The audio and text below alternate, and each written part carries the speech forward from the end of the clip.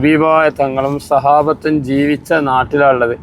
ആ നാട്ടിലൂടെ നമ്മളിങ്ങനെ കുറച്ച് സ്ഥലങ്ങളിങ്ങനെ ചുറ്റിക്കറങ്ങി കാണാൻ വേണ്ടി പോവുകയാണ്. അപ്പോൾ ഇത് കഴിഞ്ഞ് വരുമ്പോഴേക്ക് നമുക്ക് മുത്തുനബി സല്ലല്ലാഹു അലൈഹി വസല്ലം തങ്ങളുള്ള മഹബത്ത് വർദ്ധിക്കണം, സഹാബത്തിനോടുള്ള മഹബത്ത് വർദ്ധിക്കണം. അപ്പോൾ അതാണ് നമ്മളെ ഈ യാത്രൻ്റെ പ്രധാനപ്പെട്ട ലക്ഷ്യം. നബി സല്ലല്ലാഹു അലൈഹി വസല്ലം തങ്ങൾ മക്കത്തിൽ നിന്ന് മദീനത്തേക്ക് ഹിജ്റ വന്ന് 10 വർഷമാണ് മദീനത്ത് ഉണ്ടായത്. ആ 10 വർഷത്തിലാണ് ഇസ്ലാമിൻ്റെ എല്ലാ കാര്യങ്ങളും കോർവയിലാകുന്നത്. ഇസ്ലാമിൻ്റെ എല്ലാ കാര്യങ്ങളും ഈ 10 വർഷം കൊണ്ടാണ് എല്ലാം വരുന്നത്. നബി സല്ലല്ലാഹു അലൈഹി വസല്ലം തങ്ങളെ സഹാബത്ത് സ്നേഹിച്ച രംഗങ്ങളും സഹാബത്തും ശേഷം വന്ന ആളുകളൊക്കെ ഹബീബായ തങ്ങളെ സ്നേഹിച്ച് ഇരുന്ന നമ്മളെ ഈ വലതുഭാഗത്ത് പഴയ കെട്ടിടങ്ങൾ കണ്ടില്ലേ, ഇതാണ് റീസലം എന്ന് പറയുന്ന സ്ഥലം. റീസലം എന്ന് പറഞ്ഞിട്ടുണ്ടെങ്കിൽ മുത്തുനബി സല്ലല്ലാഹു അലൈഹി വസല്ലം തങ്ങളെ അയൽവാസികൾ എന്ന പേരിൽ പ്രസിദ്ധമായ ആളുകളാണ്. റീസലം ഖസീദത്തുൽ ബുർദ, നബി തങ്ങളെ മദ്ഹ് കാവ്യത്തിലെ ഏറ്റവും വലിയ മദ്ഹ് കാവ്യമാണ് ഖസീദത്തുൽ ബുർദ. ഇമാം ബൂസൂരി റളിയല്ലാഹു അൻഹു അവിടുത്തെ ഖസീദത്തുൽ ബുർദൻ്റെ ആദ്യത്തെ വരിയിൽ ചെല്ലാണ്, ആമിൻ തദക്കുരി ജീറാനിം ബി റീസലമി മാ സജ്ത ദം അൻജറാ മിൻ മുഖലത്തിൻ ബിദമി. രക്തത്തിൽ ചാരിട്ട കണ്ണുനീരൊഴുക്കി നീ കരഞ്ഞുകൊണ്ടിരിക്കുന്നത് റീസലമിലെ അയൽവാസിയെ ആലോചിച്ചിട്ടാണോ? റീസലമിലെ അയൽവാസി എന്ന് പറഞ്ഞാൽ നിബിതങ്ങളെ ആലോചിച്ചിട്ടാണോ എന്ന് നീ കരയുന്നത് എന്നാണ് ചോദിക്കുന്നത്. പക്ഷേ നിബിതങ്ങളെ ആലോചിച്ചിട്ടാണോ എന്ന് ചോദിക്കാൻ കവിക്ക് ധൈര്യമില്ല. നിബിതങ്ങളോടുള്ള അടങ്ങാത്ത മഹബത്ത് ഹൃദയത്തിൽ നിറഞ്ഞു നിന്ന് കരഞ്ഞുകൊണ്ടാണ് ഈ ഖസീദത്തുൽ ബുർദയുടെ രചന തുടങ്ങുന്നത് തന്നെ. അപ്പോൾ അതുകൊണ്ട് മറ്റൊന്നിലേക്ക് ചേർത്ത് ഇത് പറയുക, അറബി സാഹിത്യത്തിൽ തന്നെ വലിയ സ്ഥാനമുള്ളൊരു സംഗതിയും കൂടിയാണ്. നമ്മളെ ഈ വലതുഭാഗത്ത് കാണുന്ന ഈ 2 നില കരിങ്കല്ലിൻ്റെ ബിൽഡിങ് ഖത്താറുൽ ഹിജാസ് എന്നാണ്. ഇടതുഭാഗത്ത് കാണുന്നത് ഇടതുഭാഗത്തുള്ളത് തുർക്കി മസ്ജിദ്.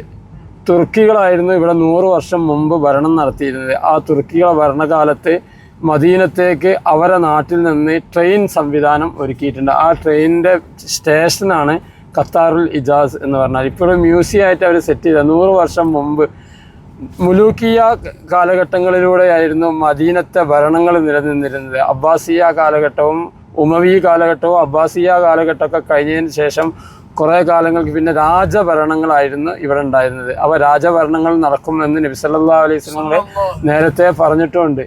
നമ്മൾ ഈ നേരെ ഇപ്പുറം കാണുന്ന ഒരു പള്ളി കണ്ടില്ലേ, സുഖിയ പള്ളി, മസ്ജിദ് സുഖിയ എന്ന് പറഞ്ഞാൽ നബി തങ്ങളുടെ കാലത്ത് ബീർ സുഖിയ എന്ന് പറയുന്ന കിണറായിരുന്നു ഇവിടെ ഉണ്ടായിരുന്നത്. ഈ കിണറിൻ്റെ പരിസരത്ത് നിന്നാണ് നബി സല്ലല്ലാഹു അലൈഹി വസല്ലം ബദറിലേക്ക് അബൂ സുഫിയാനെയും സൈന്യത്തെയും തടയാൻ വേണ്ടിയിട്ട് നബി തങ്ങൾ മദീനത്തു നിന്ന് പുറപ്പെട്ടു പോകുന്നത്. ബദർ യുദ്ധത്തിനല്ല ഇവിടുന്ന് പോകുന്നത്, മറിച്ച് ഇവിടുന്ന് പോകുന്നത് ഷാമിൽ നിന്ന് കച്ചവടം കഴിഞ്ഞ് വരുന്ന അബൂ സുഫിയാനെയും സൈന്യത്തെയും തടയാൻ വേണ്ടിയിട്ടാണ്. അത് ഇവിടെ നിന്നാണ് യാത്ര പുറപ്പെട്ടു പോകുന്ന സ്ഥലമാണ്. മദീനയ്ക്ക് വേണ്ടി ബറക്കത്തിന് വേണ്ടി ദുആ ചെയ്തതും മദീന ഹറമായി പ്രഖ്യാപിക്കുന്നതൊക്കെ ഇവിടെ വെച്ചിട്ടാണ്. ഖലീലായ ഇബ്രാഹിം നബി അലൈഹിസ്സലാം മക്കയെ ഹറമാക്കിയിട്ടുണ്ടെങ്കിൽ ഹബീബായ ഞാനിതാ മദീനയെ ഹറമാക്കുന്നു എന്ന് പറഞ്ഞിട്ട് നബി സല്ലല്ലാഹു അലൈഹി വസല്ലം മദീന ഹറമായി പ്രഖ്യാപിക്കുന്നത് ഈ സ്ഥലത്ത് വെച്ചിട്ടാണ്. അതേപോലെ തന്നെ അബ്ബാസ് റളിയല്ലാഹു അൻഹുവിനെ തവസ്സുലാക്കി ഉമർ റളിയല്ലാഹു അൻഹു മയക്ക് വേണ്ടി ദ്വാരക്കുന്ന പ്രസിദ്ധമായ സംഭവങ്ങളൊക്കെ ഇവിടെ വെച്ചിട്ടാണ്. നമുക്ക് നമ്മുടെ വലതുഭാഗത്ത് ഈ കരിങ്കല്ലിൻ്റെ കോമ്പൗണ്ടിൻ്റെ ഉള്ളിൽ നമുക്ക് ഈ പഴയ ബോഗികൾ കാര്യങ്ങൾ ഇതൊക്കെ ഇവിടെ കാണാൻ കഴിയും കേട്ടോ. കണ്ടില്ലേ നിങ്ങൾ, 100 വർഷം മുമ്പുള്ള റെയിൽവേ സ്റ്റേഷനും കാര്യങ്ങളൊക്കെയാണ് ഇവിടെ ഉള്ളത്. ഈ ട്രെയിനിൻ്റെ പണി നടക്കുന്ന സമയത്ത് നമ്മളെ മമ്പുറം തങ്ങളുടെ മകനായ ഫസൽ പൂക്കോയ തങ്ങൾ തുർക്കിയിലെ ഗവർണറായിരുന്നാണ്. അപ്പോൾ അതുകൊണ്ട് അവർ ഈ പണിക്ക് മുഖ്യ നേതൃത്വ സ്ഥാനം വഹിക്കാൻ അവരും ഇതിൻ്റെ പണിയിൽ മുഖ്യ നേതൃത്വ സ്ഥാനം വഹിക്കാൻ ഉണ്ടായിട്ടുണ്ട് എന്ന്. ബദർ യുദ്ധം കഴിഞ്ഞ് തിരിച്ചു വരുന്നത് ഇതേ വഴിയിലൂടെയാണ്. ബേക്കിലേക്ക് കേൾക്കുന്നുണ്ടോ? നബി തങ്ങൾ ഈ ബദർ യുദ്ധം കഴിഞ്ഞ് തിരിച്ചു വരുന്നതും ഇതേ വഴിയിലൂടെയാണ്. ഇതേ വഴിയിലൂടെ വരുന്ന സമയത്ത് മദീനത്തേക്ക് അടുക്കാനായപ്പം 2 കുന്നിൻ്റെ ഇടയിൽ ഒരു ആട് ചത്ത് കിടക്കുന്നു. സഹാബത്തൊക്കെ അതിൻ്റെ അടുത്തെത്തിയപ്പോൾ മൂക്ക് പൊത്തി, കാരണം ചത്തിട്ട് വല്ലാത്ത വാസന. അപ്പം നബി സല്ലല്ലാഹു അലൈഹി വസല്ലം ഞങ്ങൾ യാത്ര നിർത്തി ഈ ആടിൻ്റെ അടുത്തേക്ക് ചെന്ന്. നമ്മൾ ഈ കഥ പറയുന്നത് ഈ പള്ളിൻ്റെ കഥ കേട്ടോ. മസ്ജിദ് മിനാറത്തൈൻ എന്നാണ് ഈ പള്ളിൻ്റെ പേര്, മസ്ജിദ് മിനാറത്തൈൻ. അപ്പോൾ ഇവിടെ 2 കുന്നായിരുന്നു ഈ മിനാറുള്ള ഇടത്തിലുണ്ടായിരുന്നത്. അവിടെയാണ് ആട് ചത്ത് കിടന്നത്. അപ്പോൾ സഹാബത്തൊക്കെ വല്ലാതെ വാസനിച്ചപ്പം മൂക്ക് പിടിച്ചതാണ്. അപ്പം നബി തങ്ങൾ യാത്ര നടത്തി ആടിൻ്റെ അടുത്തേക്ക് ചെന്നിട്ട് ആടിൻ്റെ ചെവിട് പിടിച്ച് തല ഉയർത്തി. എന്നിട്ട് നബി തങ്ങൾ ചോദിച്ച്, ഈ ആടിനെ ഇതിൻ്റെ ഉടമയിൽ നിന്ന് ആരാണ് വില കൊടുത്ത് വാങ്ങാമെന്ന് വെച്ചു. അപ്പോൾ സഹാബത്തിനൊക്കെ ഭയങ്കര അത്ഭുതമായി. ഈ ചത്ത ആടിന് ഇതിൻ്റെ ഉടമ ഒരു ദിർഹമിൻ്റെയോ ദിനാറിൻ്റെയോ വില കൽപ്പിക്കൂലല്ലോ നബിയെ, പിന്നെ ഞങ്ങളെങ്ങനെ ഇതിനെ വാങ്ങും? അപ്പോൾ നബി സല്ലല്ലാഹു അലൈഹി വസല്ലം പറഞ്ഞ്, ഈ ചത്ത ആടിന് ഇതിൻ്റെ ഉടമ കൽപ്പിക്കുന്ന വില പോലും അള്ളാഹു ദുനിയാവിന് കൽപ്പിക്കുന്നില്ല കേട്ടോ എന്ന് നബി സല്ലല്ലാഹു അലൈഹി വസല്ലം സഹാബത്തിന് പഠിപ്പിച്ചു കൊടുത്തിരുന്നു. അപ്പോൾ ദുനിയാവിനല്ല അള്ളാഹിൻ്റെ അടുത്ത് വിലയുള്ളത്, തെക്കുവയുള്ള ജീവിതത്തിനാണ് വിലയുള്ളത് എന്ന് സഹാബത്തിന് ഈ ഉദാഹരണത്തിലൂടെ നബി സല്ലല്ലാഹു അലൈഹി വസല്ലം നമ്മൾ പഠിപ്പിച്ചു കൊടുത്തു. എന്നൊരു നാട്ടിലേക്കാണ് ഉർവത്ത് ബിൻ സുബൈർ റളിയല്ലാഹു അൻഹു എന്ന് പറയുന്ന വലിയ മഹാൻ. ആ മഹാന്റെ നാടാണ് ഇർവ, മദീനത്തെ ഇർവ പ്രദേശം. ഇത് ലോകം അറിയപ്പെട്ട ഒരു നാടായിരുന്നു ഇർവ എന്ന് പറയുന്ന സ്ഥലം. ഉർവത്ത് ബിൻ സുബൈർ റളിയല്ലാഹു അൻഹു എന്നാണ് സിദ്ദീഖ് റളിയല്ലാഹു അൻഹുവിൻ്റെ പേരക്കുട്ടിയാണ്.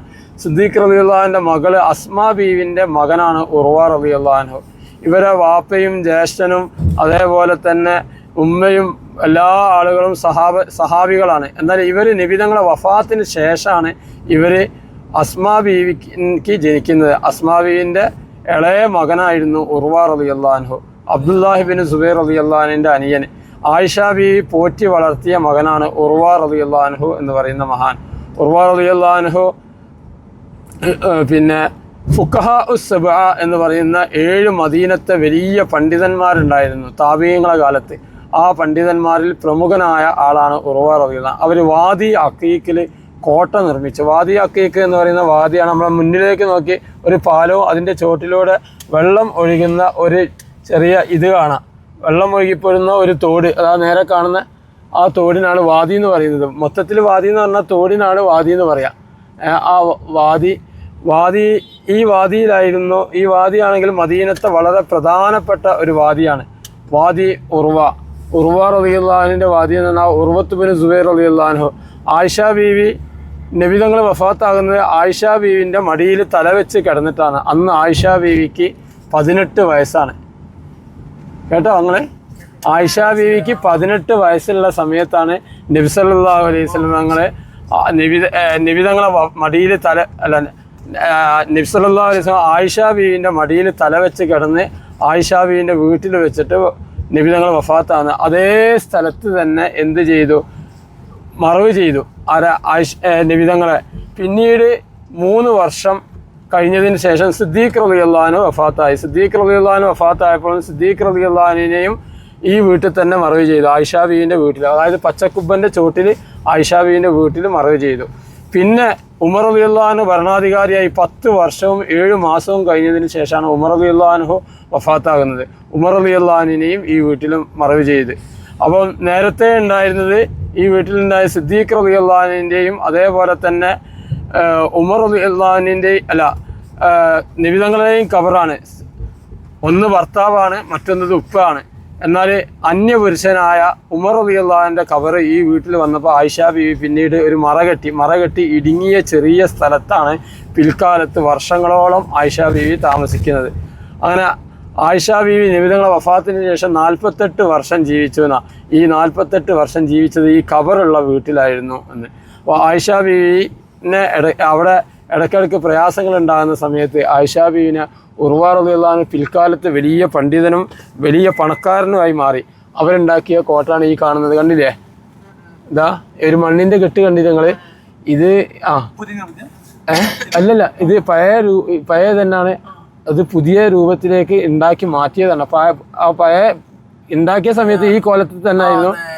അത് പിന്നെ ഈ രൂപത്തിലേക്ക് ആക്കി എടുത്തതാണ്. ഇതിനാണ് ഖസ്ർ ഉർവത്ത് ബിൻ സുബൈർ എന്നാണ് ഇതിൻ്റെ പേര്. ഉർവ റളിയല്ലാഹു അൻഹുവിൻ്റെ കോട്ട.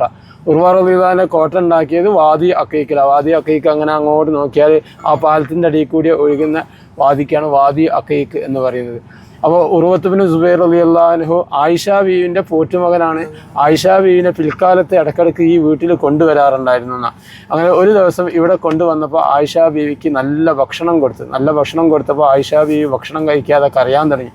അപ്പോൾ ഇവർ ചോദിച്ചു, എന്താ അമ്മ ഭക്ഷണം കഴിക്കാതെ കരയുന്നതെന്ന് ചോദിച്ചപ്പോൾ ആയിഷ ബീവി ആയിഷ ബീവി പറഞ്ഞ് ആ ഭക്ഷണപാത്രത്തിൽ നിന്ന് പത്തിരി എടുത്ത് ഇങ്ങനെ ഉയർത്തിപ്പിടിച്ചിട്ട് പറഞ്ഞ് ഇതുപോലത്തെ ഉമിയില്ലാത്ത മാവുകൊണ്ട് ചുട്ട പത്തിരി നബിതങ്ങളെ ഹയാത്ത് കാലത്ത് എനിക്ക് ഉണ്ടാക്കി കൊടുക്കാൻ കഴിഞ്ഞിട്ടില്ല, ഇത്ര നല്ല ഭക്ഷണം നബിതങ്ങൾ കഴിച്ചിട്ടില്ല എന്ന് പറഞ്ഞ് ആയിഷ ബീവി കരഞ്ഞു എന്നാ. എന്നിട്ട് ആയിഷ ബീവി പറഞ്ഞു നബിതങ്ങളെ ഭാര്യമാരെ വീട്ടിൽ 2 ദിവസം അടുപ്പിൽ തീ പുകയാറുണ്ടായിരുന്നില്ല എന്നൊക്കെ നബി സല്ലല്ലാഹു അലൈഹി വസല്ലം തങ്ങൾ ആയിഷ ബീവി പറയുകയും ചെയ്തു. അപ്പോൾ ആ സ്ഥലമാണ് നമ്മളിപ്പം കണ്ടത്.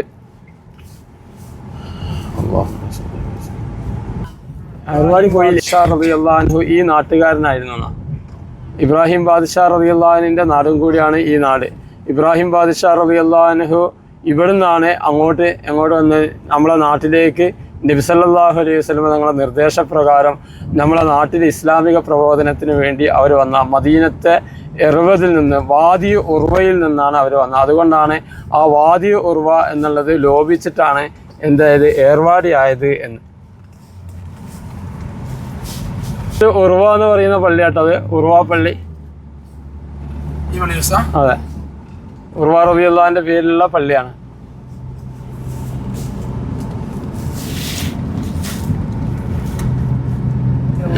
എന്ന് പറയുന്ന പ്രിയപ്പെട്ട നബിതങ്ങളെ പ്രിയപ്പെട്ട സഹാബി, ആ സഹാബി നബിതങ്ങളെ മുന്നിൽ കരഞ്ഞുകൊണ്ട് ഒരു ദിവസം വരും. അപ്പം നബി സല്ലല്ലാഹു അലൈഹി എന്താ മായിസ എന്ന് ചോദിക്കും. അപ്പം നബിയെ എൻ്റെ അടുത്ത് തെറ്റ് സംഭവിച്ചു പോയി എന്നാണ്. അപ്പം നബി സല്ലല്ലാഹു അലൈഹി വസല്ലം തെറ്റെന്താണെന്ന് അന്വേഷിച്ചപ്പോഴാണ് അറിയുന്നത് എറിഞ്ഞ് കൊല്ലാൻ പറ്റുന്ന ഒരു തെറ്റാണ് ഇവർ ചെയ്തത്.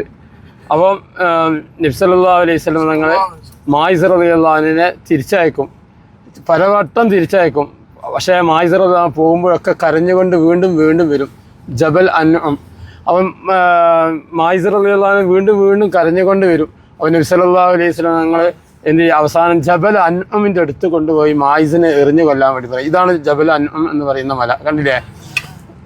ആ മായിസ റളിയല്ലാഹു അൻഹുവിനെ ശിക്ഷ നടപ്പിലാക്കുകയാണ് ഇവിടെ വെച്ചിട്ട്. അപ്പോൾ മായിസ റളിയല്ലാഹു അൻഹുവിൻ്റെ താല്പര്യവും അത് നടത്താൻ വേണ്ടിയിട്ടാണ്. അങ്ങനെ നബി സല്ലല്ലാഹു അലൈഹി വസല്ലം ഈ മലഞ്ചെരുവിൽ കൊണ്ടുപോയിട്ട് എറിയാൻ വേണ്ടി പറയും. സഹാബത്ത് ഇവിടെ കൊണ്ടുവന്ന് മായിസ റളിയല്ലാഹു അൻഹു എറിയും. മായിസ റളിയല്ലാഹു അൻഹു വേദന കൊണ്ട് എഴുന്നേറ്റ് ഓടും. നമ്മൾ നേരത്തെ അപ്പുറം കണ്ട ഉർവ റളിയല്ലാഹു അൻഹുവിൻ്റെ കോട്ടൻ്റെ അപ്പുറം കണ്ട കുന്നിൻ്റെ ഭാഗത്തേക്ക് മായിസ റളിയല്ലാഹു അൻഹു ഓടും. ഓടിപ്പിച്ചെറിഞ്ഞ് അവിടെ എത്തിയപ്പോൾ മായിസ റളിയല്ലാഹു അൻഹു മരിച്ചു പോകും. അങ്ങനെ സഹാബത്തൊക്കെ അവിടെ ഇട്ട് പോരാൻ നോക്കുമ്പോൾ നിബിധങ്ങൾ ചെന്നിട്ട് ഈ മയ്യത്ത് മായിസ റളിയല്ലാഹു അൻഹു മയ്യത്ത് മുന്നിൽ വെച്ചിട്ട് നബി സല്ലല്ലാഹു അലൈഹി വസല്ലം ഈ മയ്യത്തിന് ഇമാമത്ത് നിൽക്കാൻ വേണ്ടി മുന്നോട്ട് കയറി നിൽക്കും. അപ്പോൾ ഉമർ റളിയല്ലാഹു അൻഹു പിന്നിന്ന് നിബിധങ്ങൾ പിടിച്ചു വലിച്ചിട്ട് ചോദിക്കും, എറിഞ്ഞു വന്ന മായിസിന് വേണ്ടി തങ്ങൾ എന്തിനാ ഇമാമത്ത് നിൽക്കുന്നത്? അപ്പോൾ നബി സല്ലല്ലാഹു അലൈഹി വസല്ലം സഹാബത്തിലേക്ക് തിരിഞ്ഞിട്ട് പറഞ്ഞ് മായിസിൻ്റെ തൗബ മദീനക്കാരായ നിങ്ങളിൽ ഓരോരുത്തരിലും വീതിക്കുകയാണെങ്കിലും ആ തൗബ ബാക്കിയാകുമായിരുന്നു എന്ന് നബി സല്ലല്ലാഹു അലൈഹി വസല്ലം പറഞ്ഞു. അപ്പോൾ മായിസ് തെറ്റ് ചെയ്തിട്ടുണ്ടെങ്കിലും തൗബ ചെയ്ത സഹാബിയാണ് എന്ന് നബി സല്ലല്ലാഹു അലൈഹി വസല്ലം തൗബൻ്റെ ഒരു പ്രാധാന്യം നബി തങ്ങൾ സഹാബത്തിന് പഠിപ്പിക്കുകയായിരുന്നു. ഇതോട് കൂടിയിട്ട് തൗബ ഇസ്ലാമിൻ്റെ സൗന്ദര്യമാണെന്ന, അത് മറ്റു മതങ്ങൾക്കൊന്നും തെറ്റ് ചെയ്താൽ പിന്നെ അതിനുള്ള കടുത്ത ശിക്ഷ ഏറ്റുവാങ്ങാനല്ലാതെ ആ ശിക്ഷയ്ക്കുള്ള ഇളവോ അതല്ലെങ്കിൽ അത് പൊരുത്തപ്പെടിക്കാനുള്ള സംഗതി ഒന്നും മറ്റു മതങ്ങളിൽ. എന്നാൽ ഇസ്ലാം നേരെ തിരിച്ചാണ്. ഇസ്ലാമിൽ അതൊക്കെ ഉണ്ട്. ഇസ്ലാം റമദാൻ മാസം വെച്ചത് തൗബയുടെ മാസമായിട്ടാണ്. ആ തൗബ ചെയ്ത് കഴിഞ്ഞാൽ ആത്മാർത്ഥമായി നമ്മൾ തൗബ ചെയ്താൽ ആ ചെയ്തു പോയ തെറ്റുകളൊക്കെ അല്ലാഹു തആല പൊരുത്തപ്പെട്ട് തരും.